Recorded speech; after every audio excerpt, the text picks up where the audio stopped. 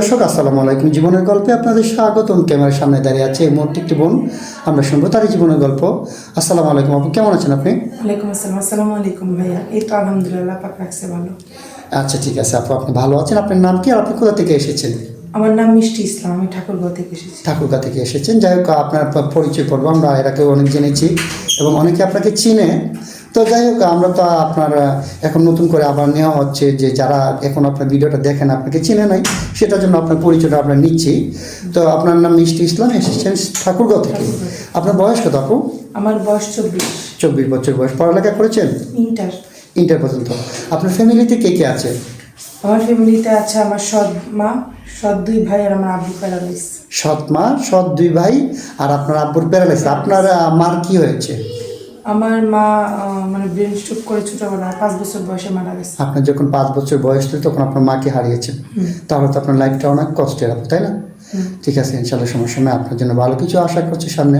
তো আপু, আপনি আমাদের ক্যামেরার সামনে আসছেন একটা ভালো মনের মানুষের আশায়, তাই তো? আপনাকে যিনি বিয়ে করবেন ওনার বয়সটা কেমন হতে হবে?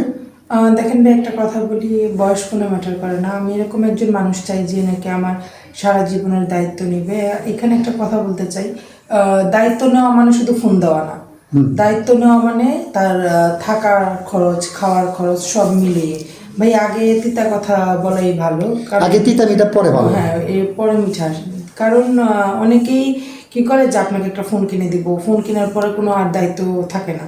তো আমি এখানে ফোনের জন্য আসিনি। একটা মোবাইল আপনি আমাকে যদি আইফোনও কিনে দেন, কথা মানে আইফোনের নাকি অনেক দামি, তো আপনি তো আমাকে আইফোনও কিনে দেন, যদি ওইটা দিয়ে তো আমার আর ভাত আসবে না, ওইটা দিয়ে আমার পেট ভরবে না বা আমার থাকার জায়গা হবে না। তো আমি এরকম একজন মানুষ চাই যে আমার সারা জীবনের দায়িত্ব নেবে। সে যদি তার বাসায় না রাখতে পারে, অনেক ভাইয়াকে দেখি বলে যে আপনাকে আমার বাসায় নিতে পারবো না।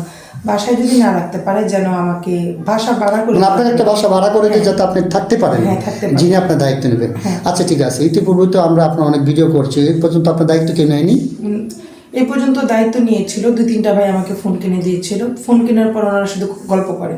দেখেন ভাই, আমি গল্পগুলো তার পেট ভরবে না। আচ্ছা ঠিক আছে, তো এর জন্য আমি অফিসে ফোনগুলো দিয়ে আসছি। আপনি আগে যে অফিসে ছিলেন সেই অফিসে ফোনগুলো দিয়ে আসছেন?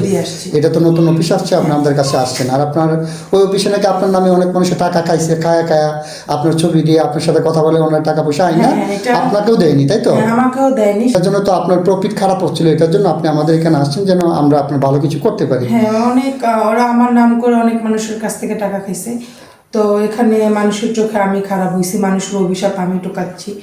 তো আমি সবাইকে বলবো যে আপনারা দয়া করে আমাকে অভিশাপ দিবেন না। আমি মানুষের আপনাদের টাকা খাইনি। ওরা আমাকে কথা বলাই দিছে ঠিকই, কিন্তু টাকাই না আমাকে আর বলেনি। সেটা তো আর আমার নাম্বার আসেনি। সেটাই আপু, আমি বুঝতে পেরেছি। যাই হোক, সমস্যা নাই, আপনাকে একটা ভালো জীবনসঙ্গী আমরা ব্যবস্থা করে দেবো। তো আপনার সাথে এখন যোগাযোগ কিভাবে করবেন? আমার সাথে যোগাযোগ করতে হলে আপনাদের মাধ্যমে যোগাযোগ করতে হবে। আপনার ব্যক্তিগত কোনো ফোন নেই? না, ব্যক্তিগত। আচ্ছা ঠিক আছে, সুপ্রিয় দর্শক, এই মুহূর্তে দেখতে পাচ্ছেন ডিসপ্লেতে একটি নাম্বার। এই নাম্বারটি হচ্ছে আমাদের নাম্বার, ইউটিউব চ্যানেল কর্তৃপক্ষের নাম্বার। এই নাম্বারে ইমো, হোয়াটসঅ্যাপ আছে। কেউ অযথা কল দিবেন না, অযথা অডিও কল, ভিডিও কল দিলে আমরা ব্লক করতে বাধ্য হবো। ওনার একটা স্ক্রিনশট মেরে আমাদের এখানে পাঠিয়ে দিয়ে ভয়েস করবেন, আমরা আপনাদের সাথে যোগাযোগ করব। আচ্ছা ঠিক আছে মিষ্টি আপু, আপনার যেহেতু জীবনটা অনেক কষ্টে, ছোটোবেলা থেকে মা বাবার ভালোবাসা পাননি, আপনাকে যিনি বিয়ে করবেন ওনার বাবা মাকে কেমন দেখবেন, কেমন রাখবেন? আমি চাই যে আমার শ্বশুর শাশুড়ি থাকুক, তাদের আমি অনেক ভালোবাসবো আমার বাবা মার মতো। আর আমার শ্বশুর শাশুড়ি দিয়ে আমি আমার বাবা মার আদর তো পাইনি, যদি ইনশাল্লাহ আল্লাহ যদি আমার কপালে লেখে, তাহলে শাশুড়ি বাবা মার মতো। আচ্ছা, শ্বশুর শাশুড়ির কাছ থেকে বাবা মার ভালোবাসাটা আপনি পেতে চান। জীবনে বাবা মার ভালোবাসা থেকে যেহেতু আপনি বঞ্চিত হয়েছেন, সেটা চাচ্ছেন আবার পেতে। আচ্ছা ঠিক আছে আপু, আপনার জন্য শুভকামনা রইল। ইনশাল্লাহ আমরা আপনাকে ভালো মানুষের হাতে তুলে যাওয়ার চেষ্টা করবো।